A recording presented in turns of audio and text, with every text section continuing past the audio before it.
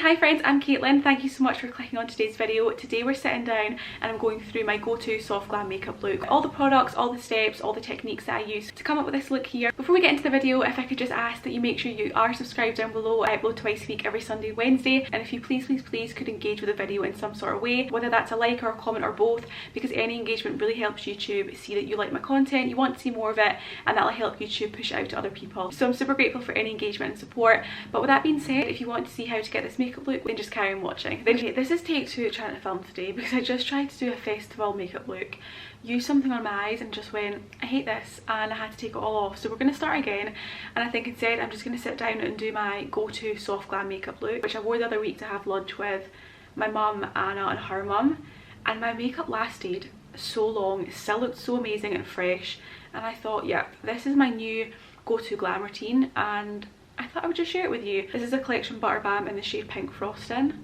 just to hydrate my lips. So because I've just taken off my eye stuff that I done because I didn't like it, I have already prepped my skin. So the 2 products that I used was a serum then an SPF. So the serum is the Fation Trouble Serum S. It's a new one in my skincare routine. I think I mentioned it in the Zendaya Inspired Makeup tutorial that I was doing, or should I say that I was using a new serum in my skincare routine, but I didn't want to tell you about it until I had a proper review on it, because obviously it's recommending something to you guys, especially because it's skincare. But it's my 6th week using this now and I've been loving it. It's really good for calming down any irritation or inflammation. And then just my usual SPF, which as you can see is on its last legs, but it's the beauty of Joseon SPF 50 with rice and probiotics. So that was my skin prep for today. And then now we're going to move on to the base. I'm not going to start with eyes today. So first, taking a glowy base, I'm taking the e.l.f. Halo Glow Liquid Filler in the shade 1, which is a little bit too dark for my pale skin, and I think once I finish this one I want to get the Essence one and see if that's any good, because it's even more affordable than e.l.f. So for this I'm just taking a little bit on each cheek and then on my forehead. And then again, even when I'm blending this in, I try and keep it more in the centre of my face. So I don't really like to take it too far down to my jaw because it is a little bit too dark. I don't want there to be an obvious colour difference.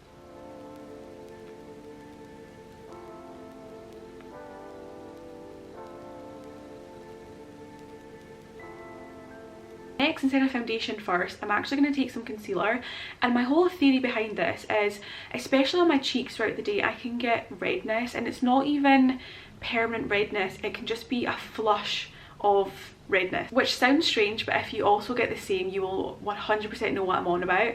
And because of that I like to add a bit more coverage on my cheek so that when I do flush red you can't see as much, and to prevent me having to use layers and layers of foundation to minimise that, I recently like to go in with a little bit of concealer first, especially one that's full coverage, pop it on the areas that I think will need a little bit more coverage, and then afterwards I can go with foundation all over my face.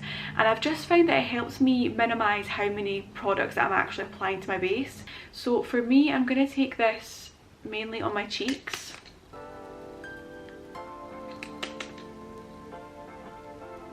It's mainly in the centre of my cheeks, except on this cheek I always get redness further down here, so I'm just going to place that on there, and then taking a concealer brush I'm just going to bounce this, I'm just going to press this into the skin.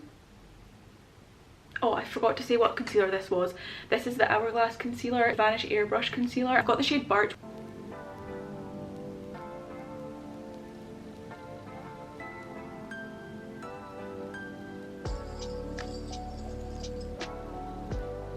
So going in with the foundation, I'm taking the Estée Lauder Futurist Hydra Rescue in the shade 1N, which is Porcelain. This is such a beautiful medium to buildable foundation that looks so fresh and healthy and glowy on the skin. It's one that I feel like when I first got it I loved it and I was using quite a lot, and then as I bought other foundations or just kind of fell in love with other foundations I stopped using it as much. But I've recently been using it again and I'm sort of like, why did I ever stop using this? It looks gorgeous on the skin.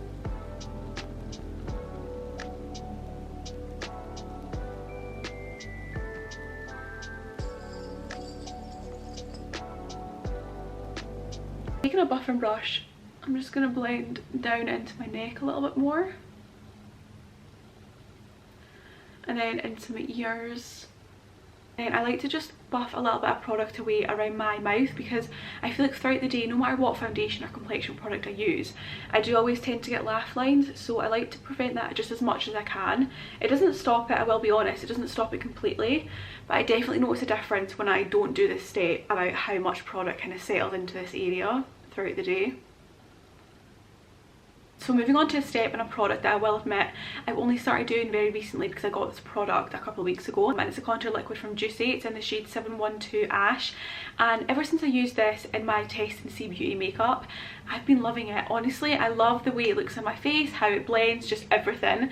So I'm going to use it today, and you can really see again just how amazing it is. I like to do it step by step, so I won't apply it everywhere and then blend it in. I just prefer to do one and then blend it in, do the other cheek, blend it in, and then the forehead type thing. And I just like to press it in and then almost blend it upwards. But you see how easily that just melts into the skin and blends. It's so effortless, and I think for my complexion this shade just goes so nicely. It's not too noticeable, it just blends in so seamlessly. But you can just see the difference. It's amazing. I've really been loving this. And you don't need too much of it either for it to make a difference, which again is amazing.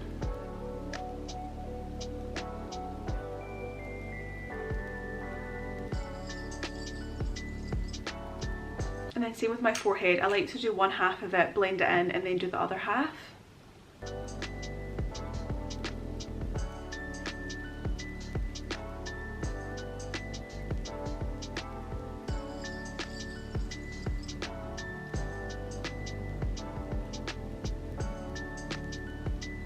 So moving on to cream blush, I'm going to take one, where did I put it? Here. It's this little miniature by Huda Beauty, which is in the shade Ube Cream. It's such a gorgeous lilac lavender shade. I think it's so beautiful. And it actually complemented my blush when I wore it out to the brunch. And I thought, this is my sign to wear it more often. I'm going to take this slightly up around my temple as well. Again, this is another product that really just blends so effortlessly into the skin. To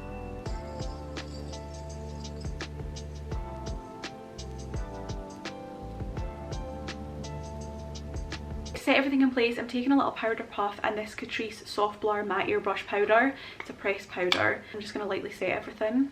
What I like to do is press the powder puff into the powder and then just lightly tap on the back of my hand, just like that. Just so then it's not too much product applying to the face straight away.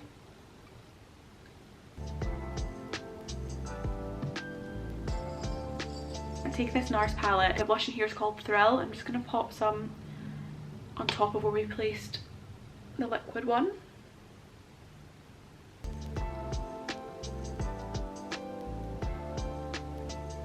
Taking a little bit of bronzer, I'm taking the Sephora bronzer in 01 Golden Gateway.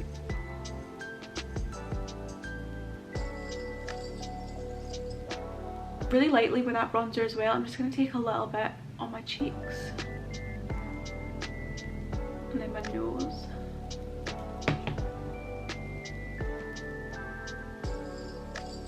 And to add some incredible glow, I'm taking the Milani Baked Bronzer in the shade Dolce Perla,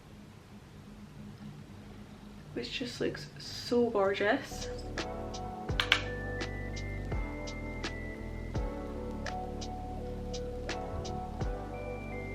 One thing that I did forget to do is just take my powder puff again and just press into the skin. I feel like this step, I usually do it with my powder brush, but I'm just taking this today, and I feel like it really helps the bronzer and blusher more sort of blend into each other, so it looks a lot more seamless.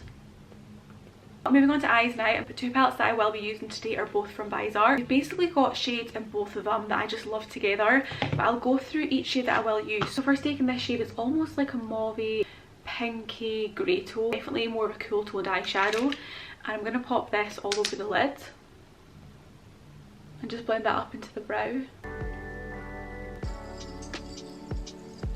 I'm taking this sort of light to medium brown, sort of like a grey brown shade, and place this more on the outer part, sorry.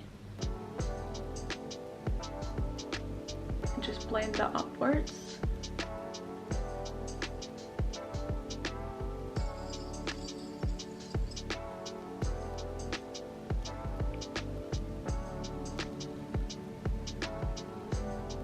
And I'm also taking that on my lower lash line. Then going back to this shade, which was the first one we used, I'm going to blend this out. This is where I switched to the other palette because it has a gorgeous, it's almost like a pink white shade, and it really just brightens up my eyes so nicely. Going into this one that's actually nearly finished because I do love it so much. It's like a pink white, and then I'll mix it with this one.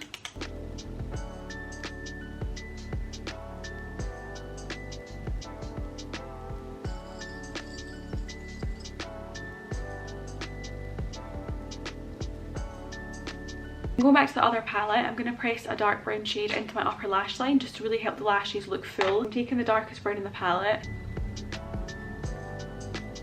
Before doing mascara, I'm going to quickly do my brows, taking the Schwarzkopf Got To Be Brow Gel. As always, scraping off some of the excess.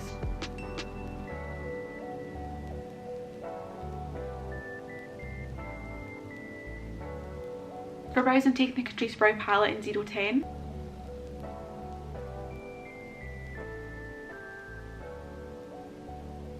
Eyebrows are done. Let me just sort my dressing gown. Now I'm going to take the Catrice eyelash curlers and just curl my lashes. And then taking the e.l.f. mascara, which is the tube of mascara in the brown shade.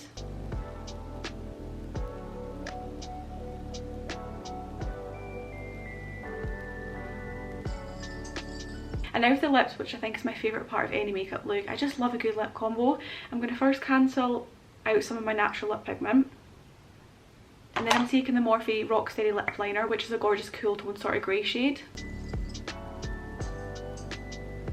I love the formula of these lip liners. They're so creamy and they glide on so nicely, yet the lasting power is still really good.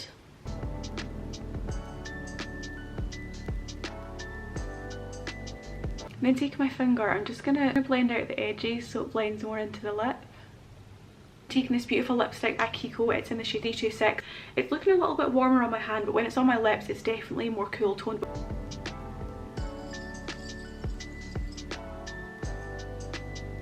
Now we have my finished go-to glam. I'm just trying to think if I've missed anything, but no, I don't think I have. I hope you guys enjoyed seeing me sit down today and go through my go-to glam makeup look. If you did enjoy, please give it a like and leave a comment down below. Thank you so much for watching, and I'll see you guys soon.